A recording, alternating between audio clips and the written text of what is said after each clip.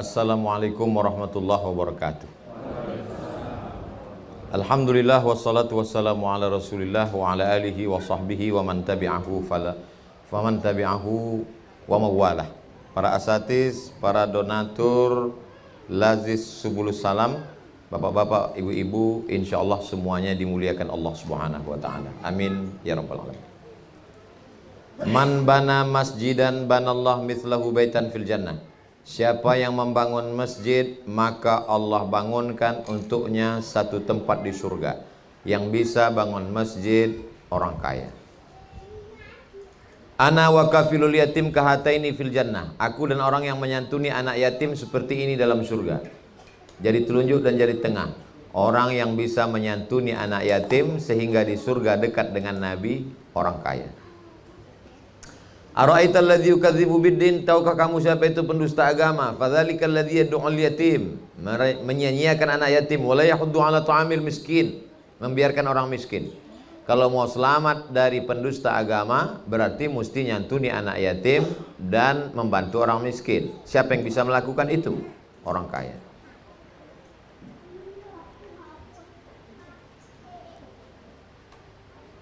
Ilzam rijlaiha fasammal jannah. Uruslah telapak kaki ibumu, maka kau masuk surga. Siapa yang bisa membahagiakan orang tuanya, membangunkan rumahnya, membelikan mobilnya, memberikan perhiasannya, menanggung biaya hidupnya? Orang kaya. Idza matal insan, kalau manusia mati, inqata'a amaluhu, amalnya hilang, putus. Illa min salasin, kecuali 3. Amal yang tetap mengalir, yang pertama, shadaqatun jariyah, sedekah jariyah. Siapa yang bisa melakukan sedekah jariyah? Orang kaya. Aw ilmin yuntafa'u bih, ilmu yang bermanfaat. Siapa yang bisa menyekolahkan anak pondok pesantren 7 tahun, S1, S2, S3, kirim ke Turki, ke Maroko? Orang kaya. Waladun solehun, anak yang soleh. Siapa yang bisa menyekolahkan anak pendidikan berkualitas, pondok pesantren, Islamic boarding school? Orang kaya. Lalu kemudian ketika datang seorang, ya Rasulullah, ummi matat, ibu saya meninggal.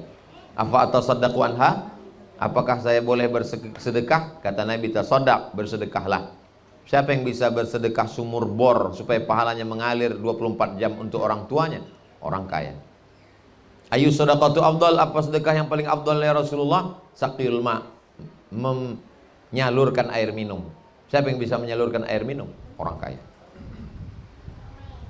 Lalu kemudian kata Nabi sallallahu alaihi wasallam, di antara amal yang mengalir adalah inna mimma yalhaqul muslim min amalihi wa hasanatihi ba'da mautihi. Amal yang tetap mengalir bagi seorang muslim setelah dia meninggal dunia, nahran ajrahu, mengalirkan air sungai. Siapa orang yang mampu mengalirkan air sungai, membuat irigasi gratis, sumur bor gratis?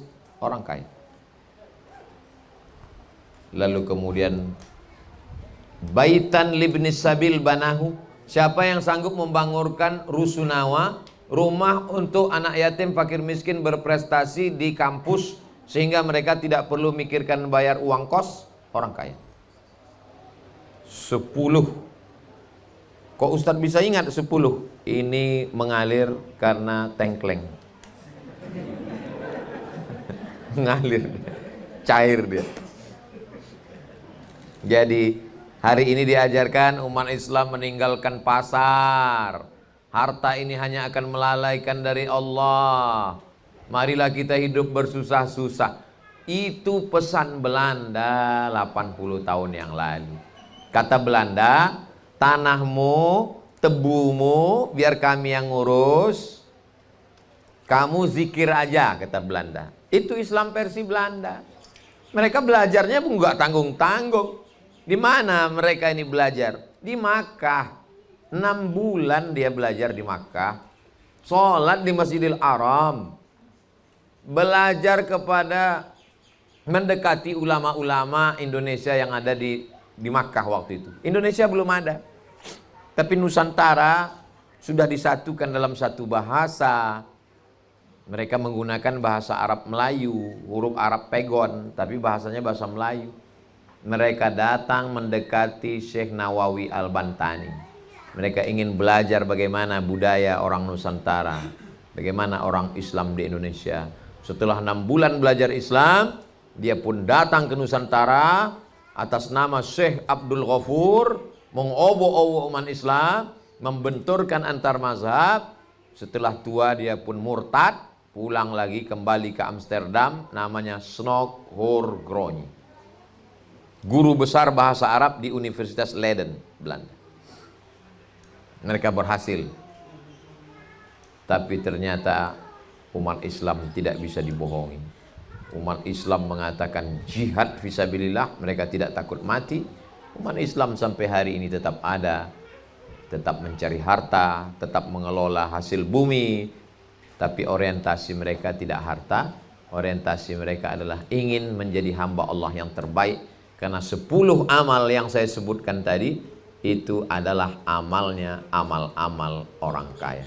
Jadi kalau begitu, yang masuk surga itu adalah orang-orang kaya. Orang miskin kalau sabar, kalau nggak sabar di dunia melarat, di akhirat neraka jahanam. Jadi saya selalu memotivasi. Mungkin itu juga maka banyak orang tidak suka, karena ceramah saya itu selalu memotivasi umat Islam untuk mengelola alam, untuk duitnya banyak, bangun masjid banyak-banyak, bantu fakir miskin anak yatim, buat sekolah tahfiz Quran, belanja ke warung tetangga, bebaskan dari riba. Itu mungkin salah satu sebab orang tak suka, marah. Coba kalau ceramah saya intinya sabar. Jamaah, marilah kita bersabar dalam penderitaan. Apapun yang terjadi, sabar. Tanah kita digarap orang, sabar. Ekonomi kita diambil orang, sabar. Istri kita dilarikan pelakor, sabar. Tapi karena yang saya bangkitkan itu adalah semangat para pengusaha muda. Loh, terus apa bedanya kita dengan orang tidak beriman, Pak Ustadz? Orang tidak beriman juga sibuk mikirin ruko, sibuk mikirin uang. Kita katanya Tuhan kita Allah bukan uang. Kita mikirin uang, tapi uangnya untuk bangun masjid. Sibuk mikirin ruko, tapi hasil rukonya untuk fakir miskin, anak yatim, dan duafa. Mencari ridha Allah.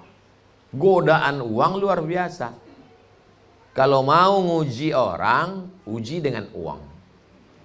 Ustaz Somad itu orangnya jujur, amanah, karena belum dapat uang. Kalau sudah dapat, belum tentu. Terus Umar itu berani berkata, karena mulutnya belum diisi. Kalau sudah diisi, jadi ujian ini macam-macam. Ada yang diuji dengan gantengnya, itu di artis-artis hijrah. Mereka tidak masuk ke dalam, takut ibu hilang konsentrasi. Ada yang diuji dengan miskinnya, sabar obatnya.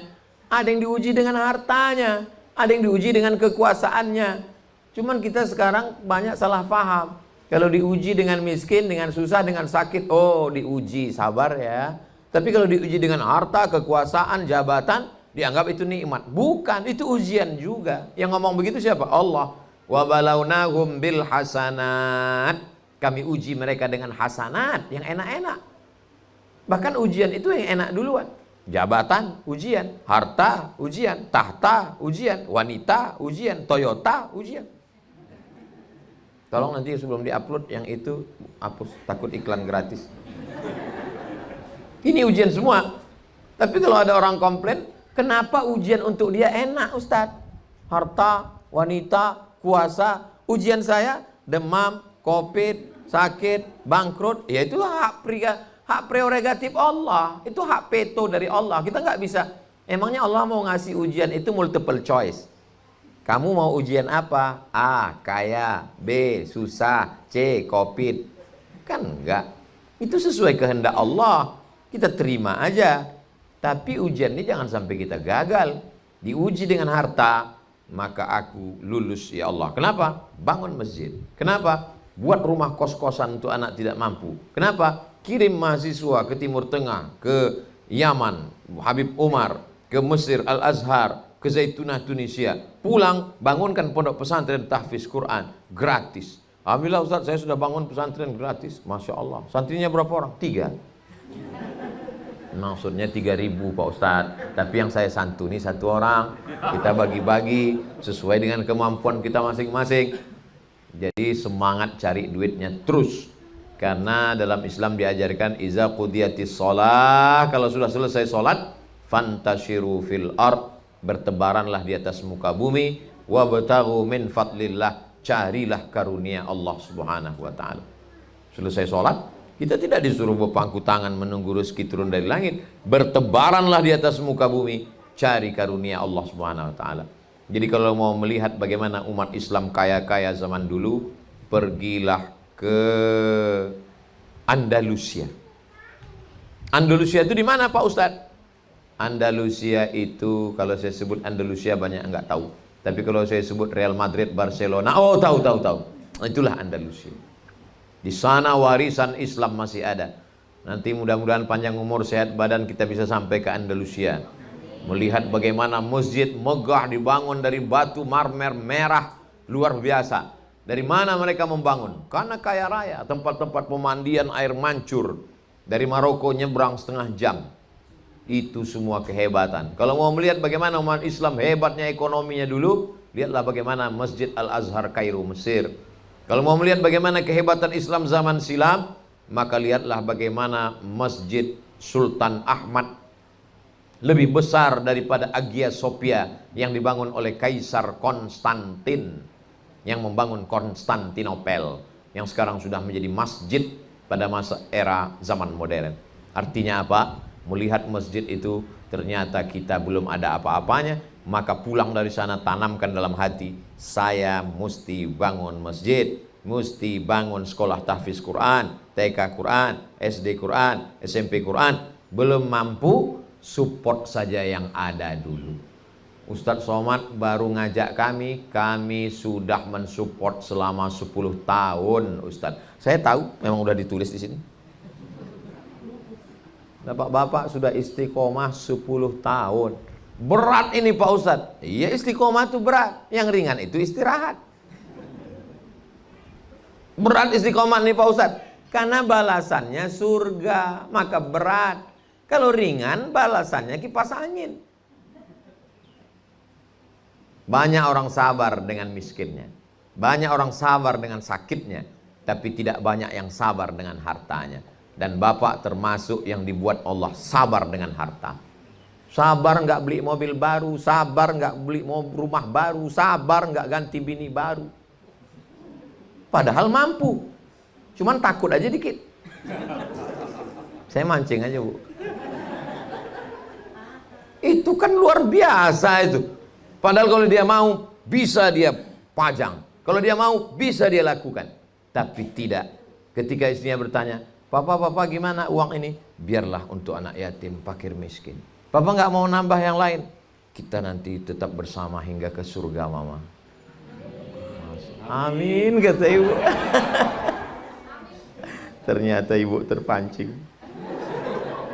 Mudah-mudahan Bapak istiqomah insyaallah. Hidup ini hanyalah apa yang kita tanam hari ini. Maka kalau sudah kita mampu bertahan 10 tahun, itu bukan masa yang 2022. Berarti dari mulai 2012. Saya pulang dari Maroko 2008. 2012 mulai diupload di YouTube.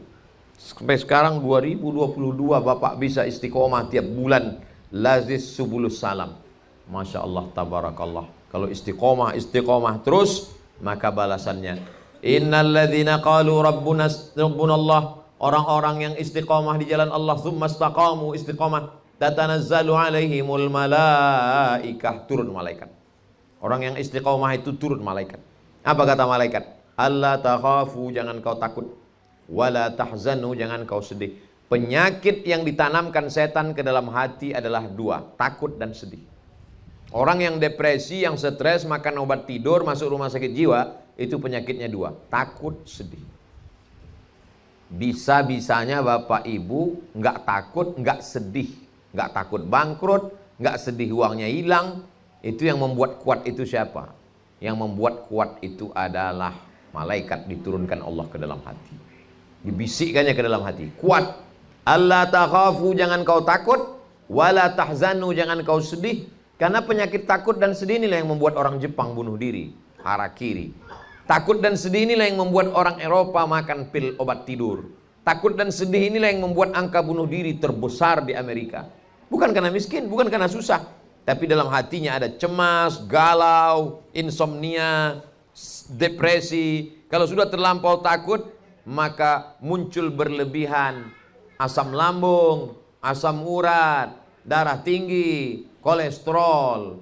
Orang Eropa, orang Barat, orang Jepang takut makan daging, takut makan kambing. Kita berhari-hari makan daging kambing, nggak mati-mati. Kenapa? Karena Allah menenangkan hati. Siapa yang membuat hati itu tidak cemas, tidak takut, tidak galau, tidak gundah gulana? Allah. Wallazi anzala sakinata. Allah menurunkan ketenangan fi qulubil mu'minin. Banyak dokter jiwa, psikiater, psikolog di Amerika yang pasiennya ngantri mau minta resep obat pil tidur karena nggak bisa tidur. Jamaah kita gitu ngelihat ustadz langsung tertidur. Saking kan tenangnya hatinya. Allah yang membuat hati itu tenang. La takhafu, jangan kau takut, wala tahzanu, jangan kau sedih. Wa absyiru bil jannati allati kuntum tu'adun. Berbahagialah mendapatkan surga yang dijanjikan Allah Subhanahu wa taala. Berapa banyak orang-orang kaya raya zaman dulu, rumahnya besar, kendaraannya megah, mewah, mati juga. Orang kaya mati, orang miskin lebih cepat mati. Orang ganteng mati, nggak ganteng setengah mati.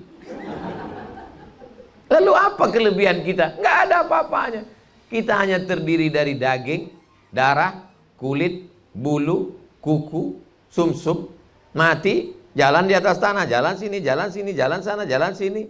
Jatuh, mati, dimakan cacing tanah. Selesai, habis acara. Game is over.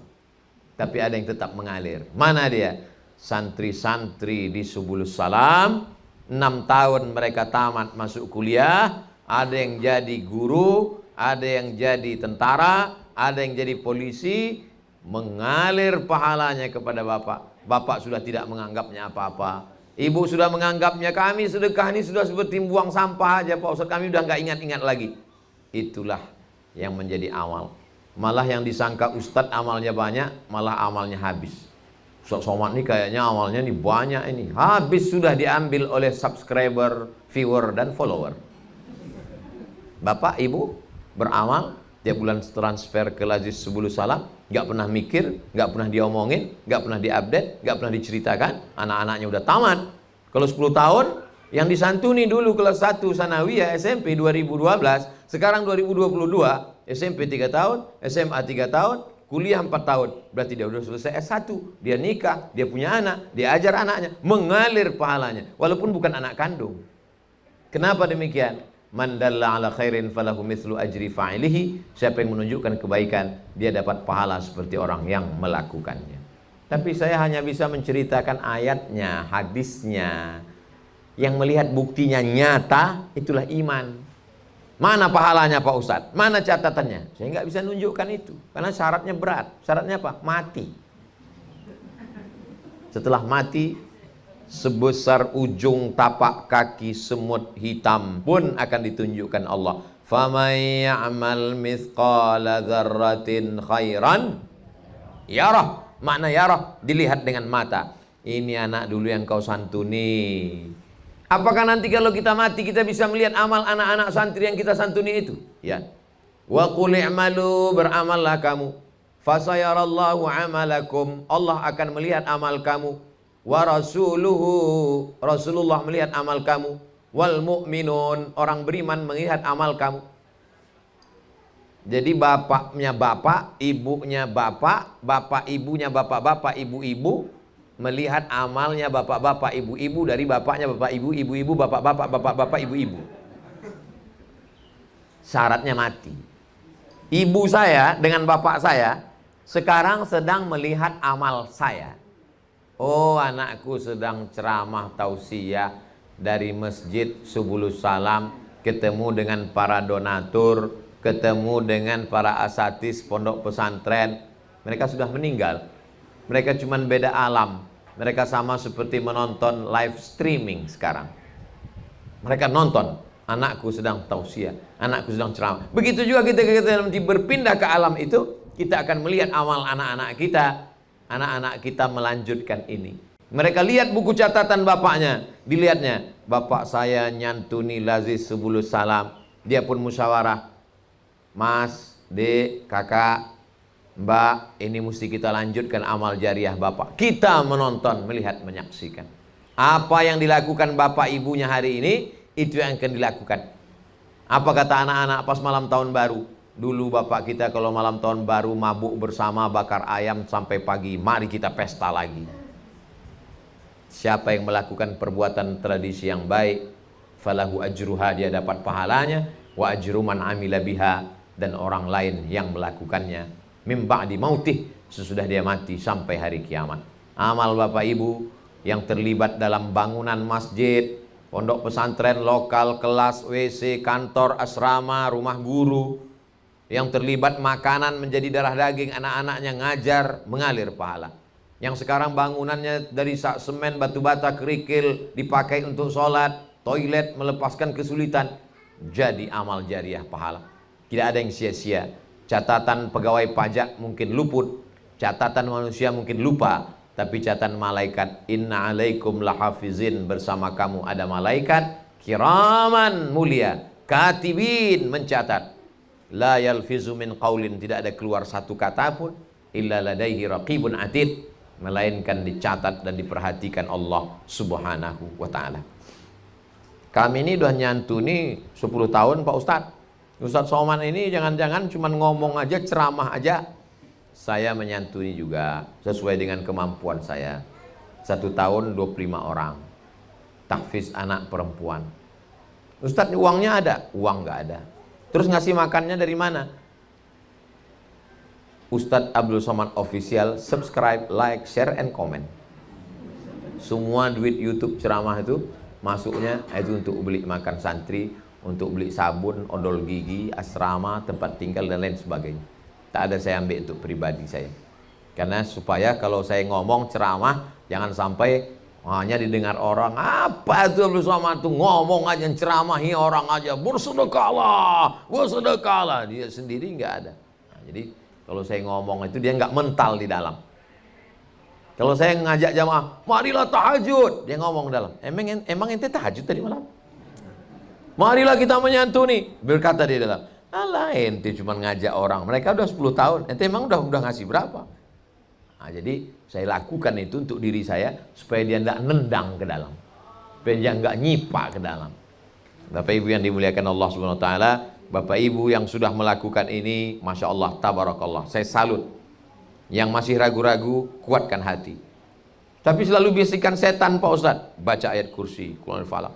Setannya teman saya, Pak Ustadz, bacakan ayat kursi juga. Dia tidak akan pernah berhenti. Alladzi waswisu fi sudurin nas minal jinnati wan nas. Kamu kemana? Aku mau transfer untuk lazis 10 salam. Berapa? Ya bulan ini 2 juta. Apa? Handphone baru keluar? Itu ada perabot baru keluar. Akan senantiasa ada. Dan mereka tidak akan pernah berhenti. La atiyannahum min baini aidihim, aku akan datang dari depan, kata setan. Wa min khalfihim, dari belakang. Wa an aimanihim, dari kanan. Wa an syama'ilihim, dari kiri. Depan, belakang, kanan, kiri, ngomong, WhatsApp. Semua cara dipakai oleh setan untuk menggoda supaya kita tidak jadi beramal. Kenapa? Karena dia semangat mencari pengikut supaya dia beramai-ramai di dalam neraka jahanam. Kita pula bersemangat melawan godaan setan.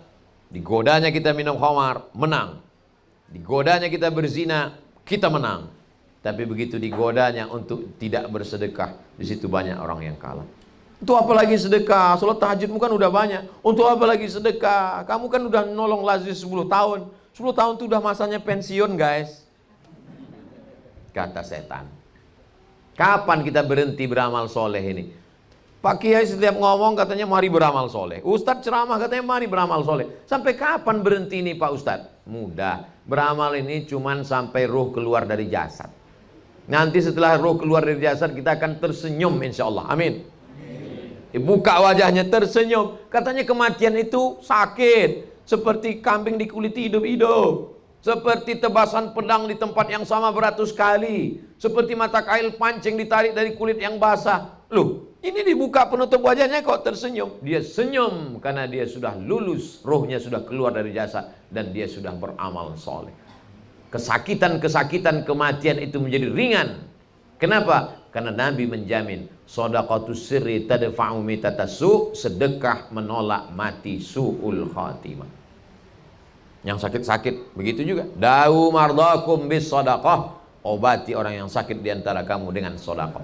Makanya boleh berdoa dengan menyebut sedekah. Ya Allah, barakah sedekahku kepada Subulus Salam, barakah sedekahku ke anak-anak santri. Sehatkanlah aku, sembuhkanlah aku, selamatkan anakku dari narkoba, selamatkan keluargaku sakinah, mawaddah warahmah. Boleh.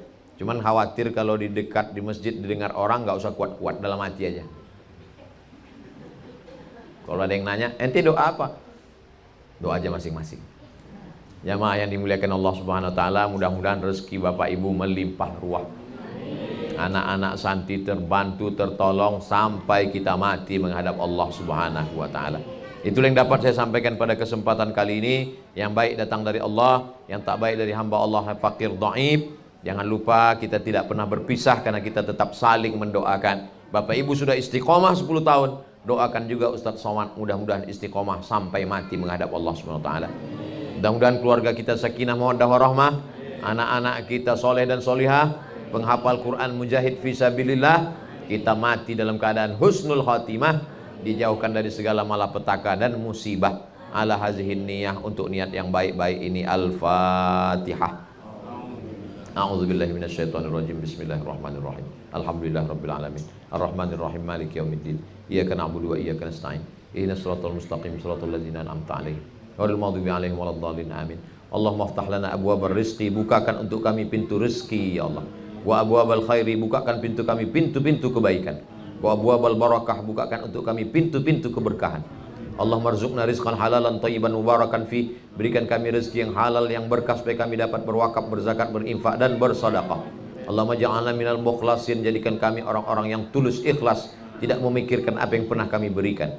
Allahumma jazil waqifin wal mutasaddiqin, berikan balasan kepada saudara kami yang berwakaf, berinfak dan bersedekah. Allahumma ja'al auladana wa banatina minas salihin wa salihat, jadikan anak-anak kami anak-anak yang soleh dan solihah.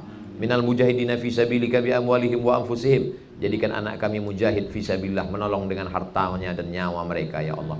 Allahumma najjina minan nar, selamatkan kami dari api neraka jahanam. Allahumma rzuqna rizqan halalan thayyiban, berikan kami keberkahan dunia dan akhirat.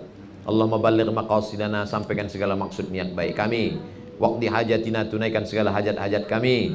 Rabbana fir lana dzunubana, ampunkan dosa kami, wali abaina, ayah kami, wali ummahatina, ibu kami, wali azwajina, pasangan hidup kami, wali zurriyatina, anak cucu keturunan kami, wali man hadarana, semua saudara-saudara kami yang hadir, para asatiz, guru-guru, bil khusus para donatur yang sudah istiqomah selama 10 tahun membantu Lazis Subulus Salam ini ya Allah. Rabbana atina fid dunya hasanah wa fil akhirati hasanah wa qina adzabannar. Wa sallallahu ala sayyidina Muhammad wa ala alihi wa sahbihi wasallam walhamdulillahi rabbil alamin. Taqabbalallahu minkum minna wa minkum taqabbal ya karim. Terima kasih segala perhatian. Mohon maaf segala kesilapan dan kekhilafan. Wassalamualaikum warahmatullahi wabarakatuh.